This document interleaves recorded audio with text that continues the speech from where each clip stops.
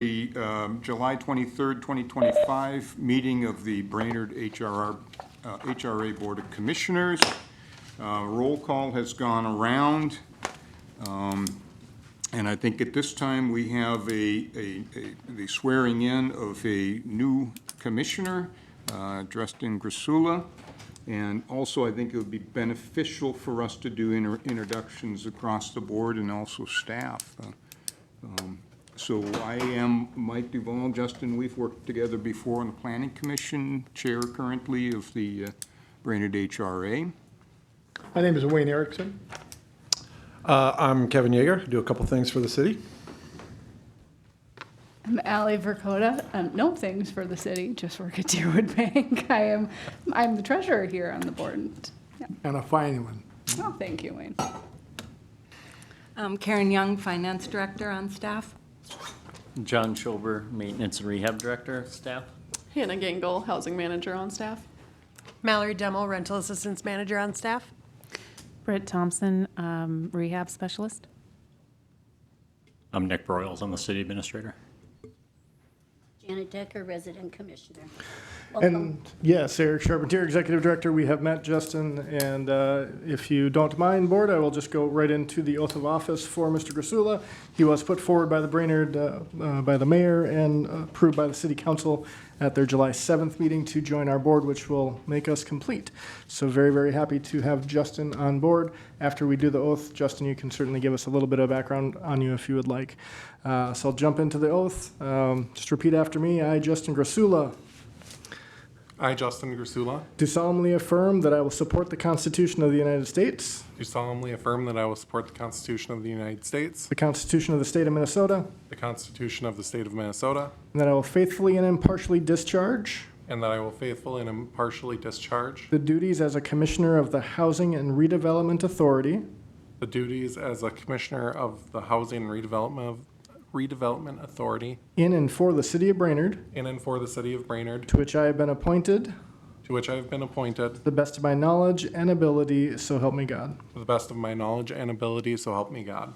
You are now officially sworn into the board. Thank you, Justin. Go ahead and introduce yourself. So I'm Justin Grasula. I'm here now, also on the Economic Development Authority and Planning Commission for the city, and I work at First Western Bank and Trust as a consumer lender. Thank you. And Eric told you this was a 14-year term, right? We changed that last month. Just wanted to make The sure. fine print is important. Well, welcome, Justin, and thank you for stepping up to fulfill this role here and give us a full board. So that's really appreciate that. Look forward to working alongside you again. So at this point, we're at item 4, review and approval of the agenda. I'm looking for a motion to approve the agenda for today's meeting. So move, Yeager. Is there a second? Second for Verkota. All right, all You those have in an excellent favor one. signify by saying aye. Aye. Aye, all opposed, same sign. We have an agenda. I'm looking for an approval of the minutes. Item 5, approval of minutes of the regular board meeting on June 25th, 2025. And we would ask Mr. Grasula if you would abstain on this vote. Is there a motion? I'll make a motion, Erickson. Is there a second? Decker, second. Okay, any discussion? Hearing none, all those in favor signify by saying aye. Aye. Aye, all opposed, same sign. We're on to unfinished business. We have none. We have new business. We have none. What a simple meeting this one is. So we're on to item 8, bills and communications. We have our financial report. Ms. Young, would you present that for us, I please? sure will. My memo is on the screen and page 9 of the packet. I did want to let the board know that we did receive our first half property tax levy, so reflected in our June financials was a deposit of $60,439. We did receive our second deposit in July for our total first half. That deposit was $36,364, and then our first half levy was $96,804. And then our total levy for 2025 is $173,960. And then we'll receive the second half in December. And then we also received in July our increment payment for our downtown TIF district, and that was $10,099. And again, that loan was paid off, so any increment that we receive will go towards paying off our interfund loan between the TIF district and our general fund. Also reflected in our June financials, we did receive our Trail Ridge Townhome sale proceeds that the board had approved at our June meeting. That was for our 30% ownership. That will go into our general fund. And then once the sale is final and the books are closed, we'll get any additional proceeds from there. So we received the $174,290 in June. Next month, we will present our preliminary general fund budget to the board. That's due to the city council. So we'll bring that before the board in August. And then we also presented our Crow Wing County HRA budget at their meeting on Monday, and they did approve that budget. It will go to the Crow Wing County Budget Committee meeting August 14th. Are there any questions at all on the financials? Questions of staff? Yes, Mr. Yeager. Thank you. I just have one quick question. So our meeting next month will be reviewing our budget, but it's due to the city. Will we have another meeting before it's due to the city? So any changes will need to be made during that August presentation, correct? Correct. Okay, thank you. Other questions of staff? All righty, hearing none, I'd be looking for a motion to approve payments as presented. So move, Yeager. Is there a second? Second, Decker. Okay, any discussion? Hearing none, all those in favor signify by saying aye. Aye. All opposed, same sign. There we go, that motion passes. Thank you, Karen. We are on to the HCV report. I believe this is Ms. Demo. Hello. So for the month of June, we're 50% of the way through the year. Not a whole lot going on, no vouchers issued. We did, however, receive our annual CMAP score, which is Section 8 Management Assessment Program. We did receive a 93%, which allowed us to maintain our high performer status. We're going to continue to work towards that for the following year. Other than that, on the next page, there is a copy of the letter that we received. We did get that displayed in our office as well for the public. Other than that, I don't have a whole lot, unless anybody has any questions about our stats. Mr. Yeager. Yeah, just real quick, refresh my memory. Is 91 the minimum to retain our high performer? I believe so. Okay, Yep. thank you. Any other questions of staff? Mallory, the 55 or 56% utilization, we're burning still faster than our time through the year. As you're looking down the road, do you anticipate a place where we're going to have that break and begin to kind of bring those two in line, or hard to say? We're hopeful for that, but right now with our projections, no. Really what it is rent amounts are getting higher, and we just end up paying more of that HAP cost. So we have been meeting with HUD to see what we can do about that. So it's a continued discussion, continued observation, and Yep, and it will be adjusting. for the rest of the year. Perfect, okay, Yeah. thank you. Mr. Chair, I can certainly just expound on that just a tad. So we are in shortfall. I've shared that with you guys last month. That just means that HUD does anticipate, and we do anticipate, that we will run out of HAP by the end of the year. We're projecting to not run out of it until December to our December payments. So we've got everything that we can pay for through November. We are seeing attrition come down, and so we're seeing that people are coming off the program. As HUD has stated, we are not going to be issuing any more vouchers this year. They've kind of put a cap on that, so we won't be going up in numbers. I think we might still have a couple vouchers that are on the street that are looking, but no others that'll go out this year. Attrition will help, and every person that goes off the program does help with that HAP number. Right now, we're projecting, I want to say about $40,000 over on a $1.2 million HAP budget, so pretty minimal percentage. There is what they call now I'm blanking on the name, I bet Karen. Unforeseen circumstances? Yeah, and Thank so HUD has already said that they will fund the shortfall. We just have to wait until the end of the year to do that. So it's not a concern, and certainly agencies go into shortfall every year. That's been a strategy for a lot of agencies, so they can utilize their funds. We just haven't been in there to this point, but now with rents raising, as Mallory talked about, it's put us in that unenviable position where rents are just outstripping what we got for funding. We'll continue to take a look at that as far as federal funding, but not alarming to be in shortfall at this point, and we do expect to be made whole. And then if I could add to it, we applied for 2 different grants, I guess, or funding through the government, and the second one was the unforeseen circumstances, which our per unit costs have increased significantly, and that was an acceptable reason or cause for unforeseen circumstances funding, so we did apply for that as well. Yep. I think if that came in, maybe we could start leasing up, and we'd have the shortfall money for December, but then we could also maybe get additional funding that would allow us to lease up. That's what we're hoping for. Otherwise, as our funding goes down, it just permanently declines our program. What we spend this year is what we'll get next year in theory. So it's just less and less vouchers we can fund. One last thing on it. In our discussions, we have talked about possibly notifying like late October, beginning of November, so that we can get everybody lined up to start leasing up January 1st as soon as we can, just because it's been such a long time since we've notified, and we know there's a need out there. So that's the plan for now. Very good. Thank you, Mallory, Karen. Any other questions of staff on this item? Hearing none, thank you. Moving on to Housing and Management Report, Ms. Gangle. Yes, thank you, Chair Duval.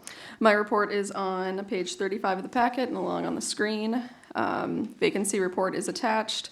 Valley View Townhomes, again, we're sitting at 100% occupancy with 30 on the waiting list. Couple Ross program updates. We have 21 active participants in the Ross program. No newly enrolled or exited participants so far. 8 new contacts with non-enrolled residents for more limited resources and referrals. SNAP food boxes sitting at 27 again. We conducted a bike cleanup project at North Star in June. And then Patsy is working on some community resources outreach to line up events for the upcoming months. And then I will skim back to our property performance report. Sitting at 100% occupancy at all of our public housing properties. As far as customer traffic, we've placed 23 on the waiting list and denied only 3. And then you can see the waiting list numbers there. Move-ins, we've had 3 in June, 2 move-outs, no vacant units. Recerts were higher in June due to recertifying everyone's income at the same time at North Star, so that's a little bit higher than normal. Sitting at 23 for interim and annuals for the month. And then inspections, same as usual. We will be conducting those in the fall. And then as far as lease enforcements, we've got 9 violations issued in June, as well as 30-day lease terminations at 7. Those are mostly due to non-payment of rent. And then no evictions. Work orders, we had 54 come in, only 1 emergency in June. And then rent numbers are attached. So that is all I have, unless there are any questions for me. Questions of staff? Hearing none, thank you very much, Hannah. Thank you. We are moving on to the rehab report, Mr. Schomer. Thank you, Chair Duval and members of the board. As you can see, the memo is up on the screen or page 41 in your packet if you're following along.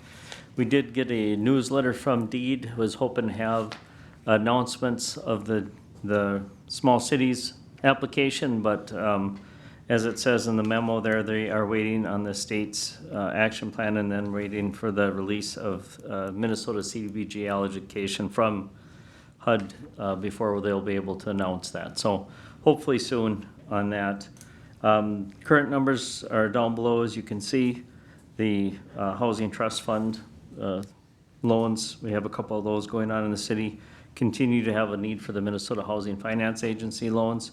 In our current small cities grant, we have 5 projects, and we did just recently close a couple of those out, so we are working through those.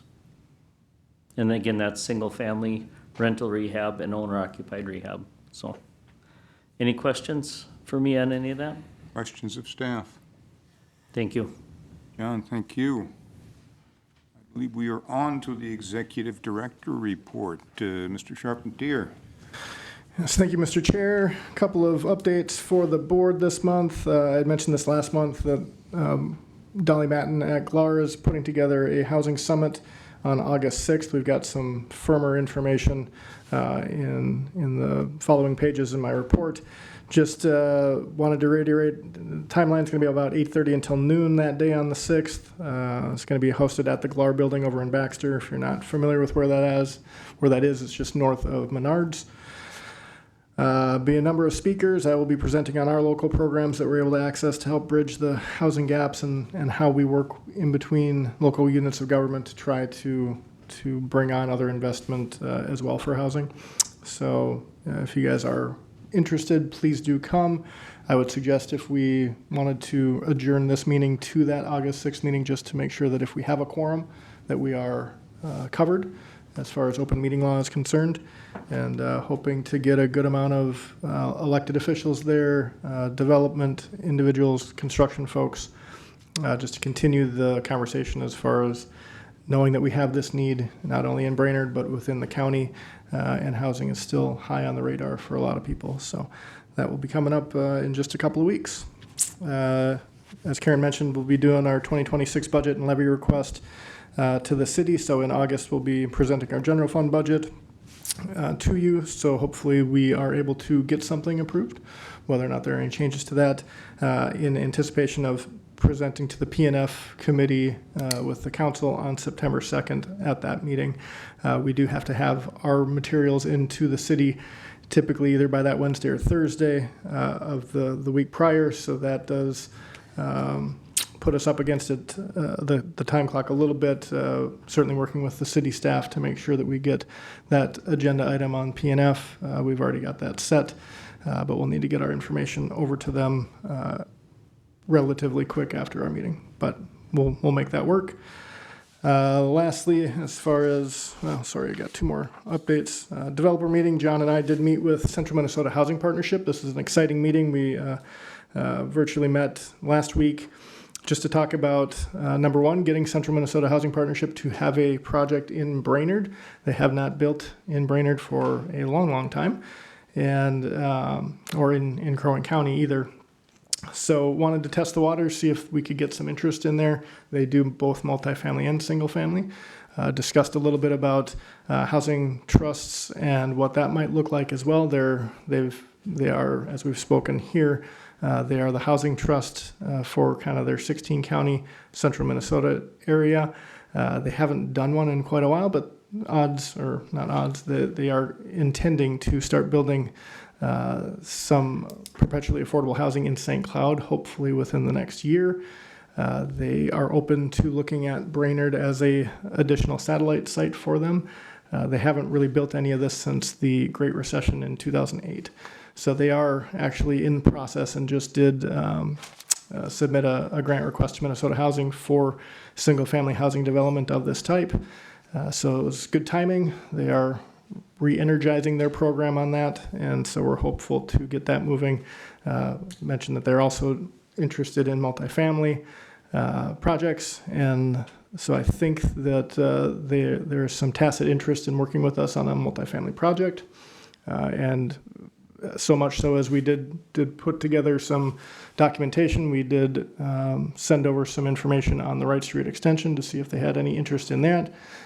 We have got a follow-up meeting to allow them to do some due diligence, and as they stated, they're going to start looking at some design opportunities with their architect, and our next meeting is set for October 2nd. So we figured we'd give them 2 months to start that process, but I would be, I am encouraged by the fact that they're already to a point where they said they'd like to start looking at designs. Obviously, we need to work with the EDA, work with the city of Brainerd if we are to look at Wright Street Extension, and so we've discussed that here. We've started to have conversations with James Kramvik and the EDA side of things, and then ultimately we'd need to talk with council to see if there's any way we could get a portion of that land, or however much we would be looking at it. But obviously, we don't want to go too far down that path if we don't have a developer either. But we also need to make sure that we don't play a game of chicken or egg, and make sure that, if we can get the at least some understanding that if we can get a developer on board, that we could get that land conveyed through either the EDA or through us. I think we should move forward with that. So it was a good initial kind of feeling out meeting, and very encouraged by the fact that they want to start looking at designs and actually doing a project in Brainerd. So questions on that at all? Or shall I keep moving forward with that? Sally, please. Oh, here I am. So remind me how that works. Who does the funding? Yeah, so CMHP, they are a nonprofit developer, and a lot of their projects, they go through Minnesota Housing and do their RFP on a yearly basis for projects throughout the 14 counties that they work in. And so majority of that funding comes from CMHP and or the state, whoever they're going to get funded by. They kind of do that repeated process on how they're building and developing. So a lot of state dollars, but we haven't gotten into the deep weeds on funding or their capital stack. We certainly have some funds available, nothing that's going to move a huge needle. Right. But what we should probably as a board think about is the revenue that we got from the sale of Trail Ridge, putting that back into housing units that we may have, may be able to affect, or at least get someone to bite on. So that would be something that this board will have that opportunity to have input on. But that would certainly be what I would love to see happen. So it's the same, was that same pot of money that like the Thrifty White project applied Different for? pots. Yeah. So there's it's kind of their general RFP for development that Minnesota Housing has. It may look similar to a housing tax credit project as well, dependent on what is available out there. But that's kind of the world that they work through and have been successful at doing that. Sure. So the opportunity for that project is still, you know what I'm saying? Separate from 805, correct? Yeah. Yep. Robbing the pots there. Nope. Okay. Good question. Thank you. Eric, so is the Minnesota Housing also the funding source for the land trust projects, or they have a different? Yeah, it's a separate pot of money for single-family development, and that is also what they applied for on the single-family side, which are separate RFPs that they're hopeful to get funded for St. Cloud, and then if that's successful, we did talk about the opportunity to access that same pot of money up here, if they were so inclined to do so. And they were open to that possibility. They know that is a model that continues to gain traction in the state of Minnesota. And that's kind of why they're reinvigorating their program side of it. Still relatively new to them, even though they've been doing it for a decade and a half. They just haven't touched it since 2007, 2008. And do we know what a typical ask is for that kind of a project that's kind of the weeds, I think, part of the discussion? Yeah, we didn't get into that deep on that one. Certainly something I will follow up with them. I'm just thinking about, how would we do a package in 2027 if they're successful with their St. Cloud, and are we able to enhance that through like our funding? Can we partner with our business community as well, to put something together that draws on the strengths of our community to make something like this happen? So. Right, and maybe something that I'll add on that side of the coin for the single family and kind of perpetually affordable housing. We did ask them what they would be interested in as far as do they want just one parcel and just try it up in Brainerd? And they said, really, to make it worth their while, they would look at a build structure of about 6 to 10. So it gives us a better idea of what kind of parcels of property we might need. They're willing to do what I would say a scattered site or an infill project, so we could look to that and try to pool a number of lots that way. Certainly could look at build areas where we've got a little bit more real estate to do more of a neighborhood as well. But at least gives us a target for what we need to try to secure if that's going to be what our input would be for that project. That's certainly what we can affect. Maybe the easiest is pursuing land either through tax forfeiture or lots that have maybe been blighted through fire, things like that. And so that's what we're going to continue to work towards. Thank you. Any other questions of staff? All right, thank you. Couple You more would wanna items. Move on Yeah. with your report. Yep, one more item on the report, and then one just as a verbal update. Pequot Lakes HRA, for those of us that weren't here last month, Pequot did approach us to see if we would be interested in entering into a shared services agreement. We've talked with staff amongst ourselves with staff for the last few weeks. We're generally in favor of and interested in pursuing this, but we're still doing some due diligence. So I don't have a recommendation for you guys today other than to say that staff has not told me no. Staff is interested. And as we look at diversification, we look at what our federal funding streams may or may not be into the future, diversification does make some sense. As far as looking to other entities or agencies for potential partial fundings. Anticipate to have a more formalized request to the board for our August meeting, because we do want to be diligent with timing for them and for us. We don't want to set this out in perpetuity, but it was a relatively, it had just come upon us within the last week before the last meeting, so we didn't have a lot of time to do that due diligence either, other than to say, hey, it's back. So we will continue to work towards getting a recommendation as staff to you guys, so you can chew on that, and we would anticipate to do that in August. They did have a recent board meeting. I have talked with their board chair and just let them know that we are, tacitly interested, but we're going to try to get some staff up there in the next week or two, just to do some job shadow. We've certainly got some new staff on our housing team that was not around the last time this came about, so we want to give them an opportunity to just look at the agency a little bit, and then we'll make a decision. So more to come. Last item, signature cards. Roberta in our office had just asked me to mention to you guys, you might see some emails, those of you that are on our signature cards, from Bremer Bank. Those are legitimate. We're trying to update to make sure that we've got board members on there and staff that needs to transfer onto those signature cards. So if you see something from Bremer about a signature card that you're like, I don't have any accounts, that might be us. So you can ask me or shoot me a call or an email and say, is this legitimate? And I will likely say, yes, that looks good. Please follow through and get those. They're all e-signatures. So until we have everybody signed, we can't actually update the thing. With that, I will turn it back to you, Mr. Chair. Thank you. Questions for the executive director?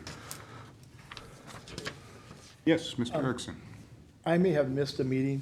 Oh, maybe I didn't get, what's happening with Thrifty White downtown? Yeah, so the developer is still looking for gap funding. At last check, it was about $6 million. That's a large gap.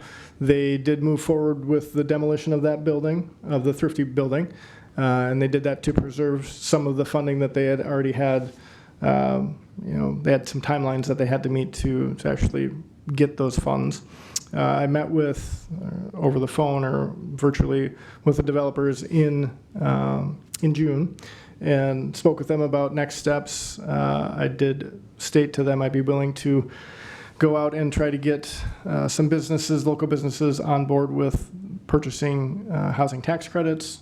Those are no good anymore in 25 because those have been purchased already, but it would be on board for 26. And I suggested that developer, D.W. Jones, come with me to those meetings starting in September to kind of get that momentum so when January hits and they release those for the next year, that we can take advantage of that.